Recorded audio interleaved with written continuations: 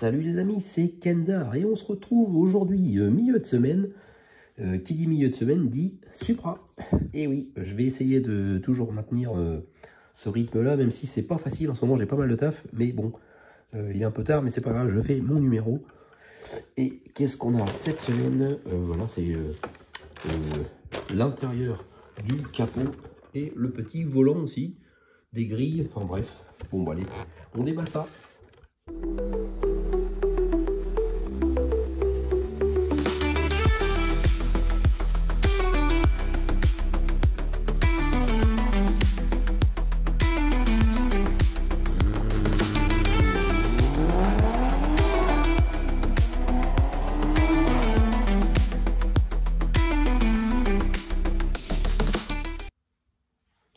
Alors moi qui croyais que ça allait être un numéro un peu rapide, parce que c'est le début, quand je vois tout le paquet de vis, tous les sachets là, c'est des vis, je me dis, oh, j'ai peut-être du taf, j'ai peut-être du pain sur la planche, donc on va pas perdre de temps. Et on va commencer le montage, et du coup, il faut placer les pièces du verrou du capot 1 et 2 dans la fente indiquée sur le renfort du capot. Ok, donc ça c'est, je crois, là il y a des petites pièces en plastique là, ouais c'est ça, il y a deux pièces en plastique, ok. Et donc, alors ça par contre j'étais déçu, c'est en plastique. J'aurais cru que ce serait en métal comme le vrai capot en fait. Voilà, par contre on voit, c'est bien, il y a des petites attaches déjà, qui servent sûrement pour fermer le capot ou je sais pas, enfin bref. Donc là on a cette petite pièce là, avec deux petits picots qui vont rentrer dans les deux trous ici. Voilà, là on voit mieux. Donc là, hop, ça va. C'est pas trop dur, même si par contre c'est pas trop dur, mais en fait, voilà. Il faut avoir des petits doigts. Alors par contre, il y a une espèce de sens quand même. Ouais, je dirais que c'est dans ce sens-là, ok. Ouais, oh là là, ça va pas être simple ça.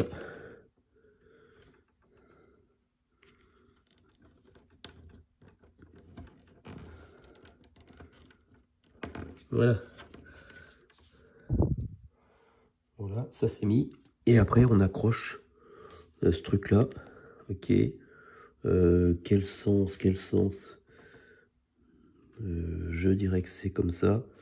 Alors, ça n'a peut-être pas d'importance, mais ça en a peut-être une. Du coup, on verra bien.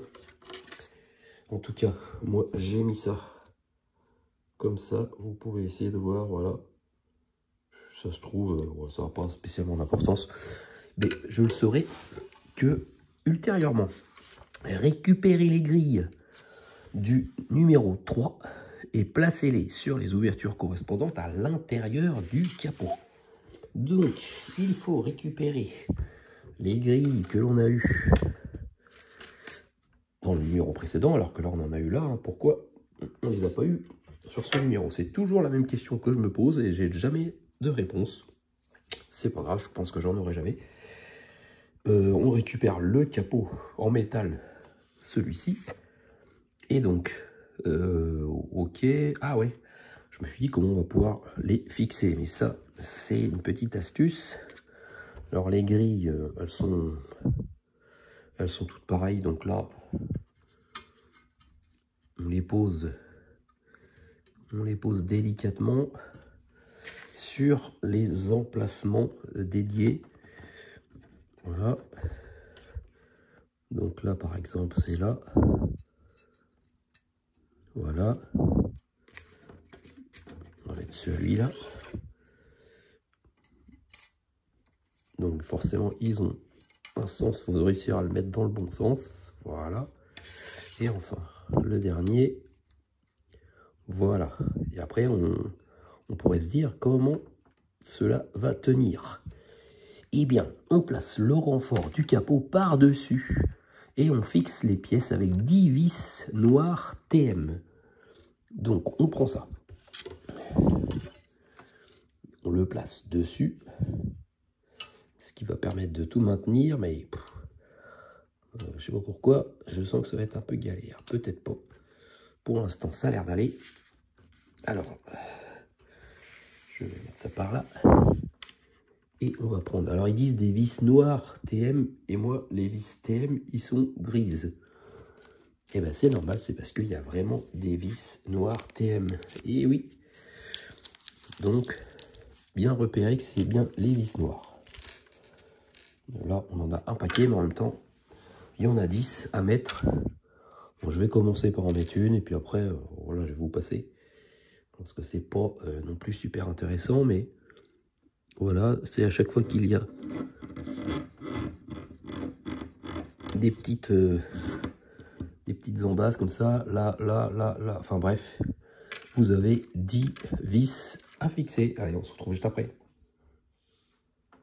Voilà, ça y est, les 10 vis ont été mises, et du coup, verdict. Bon, mais c'est pas mal. Bon, ça fait une belle finition. Ça, c'est cool. Alors, maintenant, on va passer à totalement autre chose. Il faut placer la douille de la colonne de direction et le joint de transmission sur l'extrémité indiquée de la colonne de direction. On fixe les pièces avec une vis CM. On prend. Oui, ça, c'est sûr. Ça, c'est le bon truc. Ok. Ça, c'est l'autre truc. Par contre, je trouve que ça correspond pas trop à la photo. Parce que moi, voilà, j'ai ça. On voit bien que ici, c'est plus petit. C'est une plus petite section que le bas. Et quand on regarde la photo, moi, j'ai pas tout à fait le même truc. Bon, ben voilà, ça commence. Ils ont déjà des erreurs dans leur manuel. Bon, ça change rien parce que ça se met là-dedans. En plus, on se doute bien que si c'était de la même taille, voilà comment celui-là pourrait rentrer là-dedans. Ça, c'est impossible. Donc, c'est une erreur du livret, mais quand même. Moi, j'aime bien les choses un peu carrées. Et du coup, je viens de m'apercevoir qu'il y a encore une erreur. Sur l'arbre de transmission, là, on voit ici une espèce de rondelle. Et bien, moi, je n'ai pas cette rondelle-là. J'ai bien ça, et après, voilà, j'ai juste un petit plat là, mais c'est tout. J'ai pas une espèce de rondelle. Bon, bah, ils ont dû changer de méthode en cours de route. Hein. Parce que ça va aller au bout, je sais pas. J'essaie de regarder c'est dans quel sens. Oui, en bas, c'est par là. Ok, et ça va. Il y a un carré ou pas? Je vois pas bien s'il y a un carré. J'ai pas l'impression. Si. Bah, si, une fois qu'on est dedans, on sent qu'il y a. Ouais, on sent qu'il y a un truc. Bon, bah, ok, bon, bah. Bon, une fois que c'est assemblé, puis qu'on arrive ici, finalement, quand je le mets comme ça, voilà, ça ressemble plus ou moins à ce qu'on a, voilà, ici. Mais bon. Ouais, un petit peu bizarre. Du coup, ça tient pas. Ça tombe. Voilà, je sais pas si ça va mieux tenir après. Mais ça tient pas du tout. Bon, bah on verra. Hein. Non, je vois qu'il n'y a rien d'autre. Bon. S'il faut fixer ça avec une vis CM, ça c'est ce que j'allais oublier. Donc, hop. Allez, viens un peu la petite vis CM.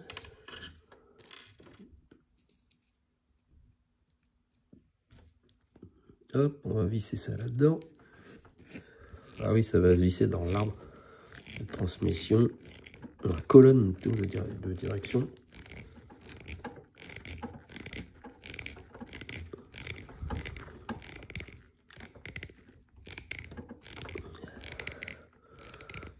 Voilà. Bon, bah ça maintient pas ça. Mais au moins, ça c'est fixé. Ça, au moins, hop.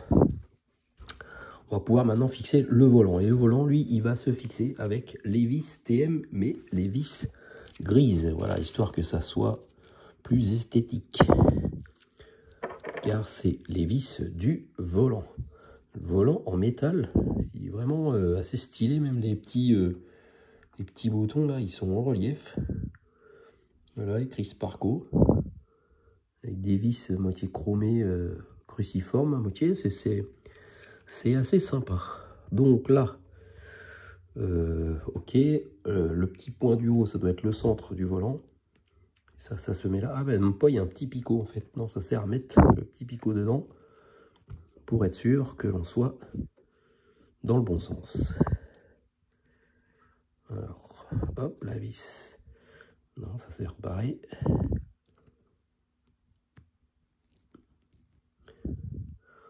Ça va pour ça. Voilà.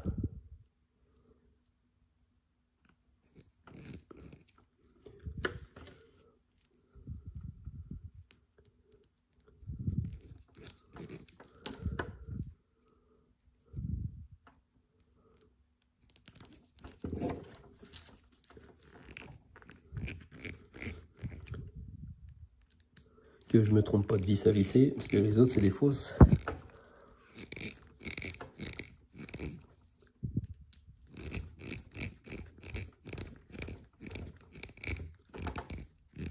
Hop.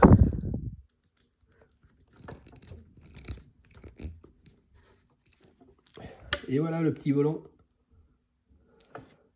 Avec sa colonne de direction et avec son moyeu qui ne tient pas. Ça c'est vraiment nul parce que, à moins que la colonne de direction va arriver jusqu'à là, donc ça, du coup ça va le maintenir. Mais en attendant, c'est pas ouf. Hein. Bon bah maintenant on a fait le volant, hop, terminé, on passe à autre chose. On va assembler les supports, les réflecteurs et les verres pour obtenir 2 feux de brouillard. Alors rien de compliqué, on prend la base, on insère un optique. Alors je sais pas, est-ce que ça va jusqu'au fond? Je pense, parce qu'après quand je vais mettre le carreau, ça va tout pousser. Hop, voilà. Ça c'est magique, la vitesse que l'on construit un feu de brouillard. C'est pas mal. Voilà. Et où que ça va se mettre? Elle était difficile à sortir cette phrase. Bon, ça va se mettre, bien entendu, sur le pare-choc. Il faut ressortir également le pare-choc, le très beau pare-choc. On le retourne et les anti-brouillards vont se mettre ici. On voit l'emplacement pour mettre la vis. Voilà, tout simplement. Ça se met comme ça et on visse ça avec une vis IM. C'est parti. Voilà, ça y est, c'est fixé. Et maintenant, attention, voilà. Bon, bah c'est pas mal, ça habille vraiment ce pare-choc. C'est pas mal. Par contre, lui, il a un petit peu de travers. Ça me fait... Je vais le dévisser un petit peu. Voilà, comme ça, je le recentre un peu. Ouais, ça me plaît plus, là. Bon, ça change pas grand-chose, mais... Voilà, c'était histoire de... Bon, ben là, est-ce qu'on a terminé? Pas tout à fait. Ah, j'ai déjà une capsule d'anti-brouillard qui ne tient pas. Parce que ça, c'est juste enfoncé comme ça. C'est vrai que c'est pas... Bah ouais, pourtant, j'appuie, il n'y a pas de clic, il n'y a rien. Bon, bah, quand on n'y touche pas, ça bouge pas, mais... On va faire attention à vous, parce qu'en plus, c'est transparent. Là, c'est parce que je l'ai senti, mais sinon, je l'aurais perdu, et puis je l'aurais jamais retrouvé, je pense. Donc, on va placer les petites grilles que l'on a eu également, et ça se met aussi sur le pare-choc. Des petites grilles en forme de triangle, voilà, qui correspond à l'emplacement situé dans le pare-choc. Donc placez la grille 1 sur le côté gauche du bouclier, fixez-la avec 2 vis SM, et on fait pareil avec l'autre. Donc ça c'est vachement délicat, cette petite grille, excusez-moi. Donc on prend des vis SM, voilà, il en faut 4 du coup. Celle-là, non, c'est celle-là, parce que du coup il y a un sens, sont vraiment super fines pour les choper, c'est pas évident. Bon, ouais, non, quand je regarde ça, bah si, c'est... Ouais, vraiment, leur dessin, c'est nul. Parce que quand je regarde vraiment la forme de la grille, c'est pas du tout ça.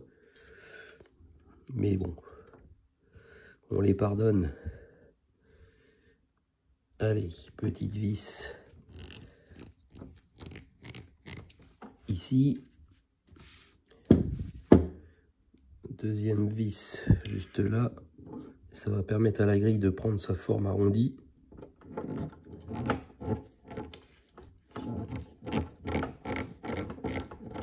Et maintenant on visse. Hop, voilà. Je pense que c'est bon.